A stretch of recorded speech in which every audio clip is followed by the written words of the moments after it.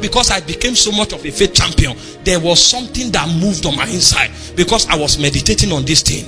And when you meditate on this thing, when the devil moves, that thing is stirred. The same way the Bible speaks about Samson. When the Holy Ghost rises on his inside, he can carry the gate of a city on his head.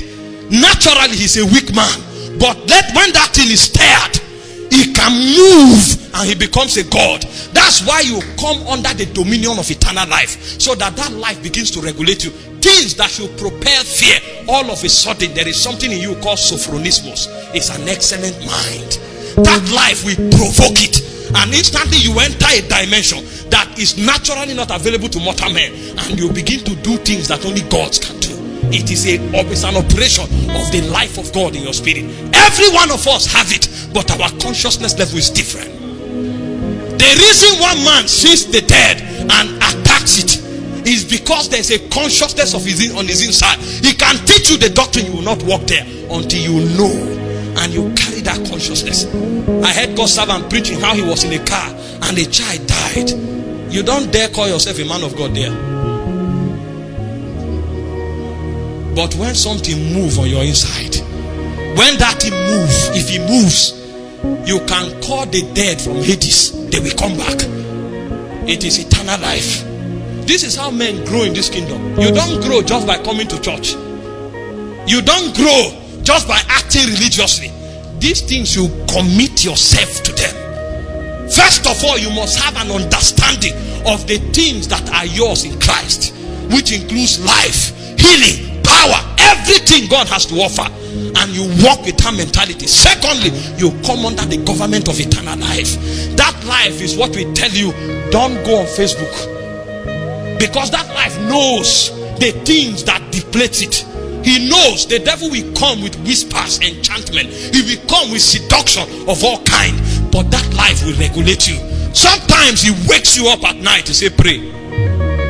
Sometimes that life can tell you go and meet Brother Nathaniel. You don't know why, you just trek to the house, and then when you come, Brother Nathaniel begins to exhort you, and then that life is energized, because that life will lead you to paths that will strengthen its force in your inside. And when it becomes strong, you become invincible, because that's the same life that regulates God. But many believers are not under the dictate of eternal life. We are not created to be weak. I told them somewhere recently, I said we are proofs that immortality can dwell in mortal vessels. We are proof that men can carry God.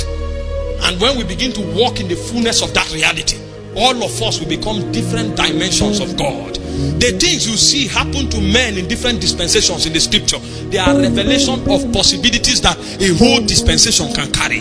The Bible spoke of Enoch. It said he was 7 after Adam, and Enoch walked with God, and he said he was not, because God took him.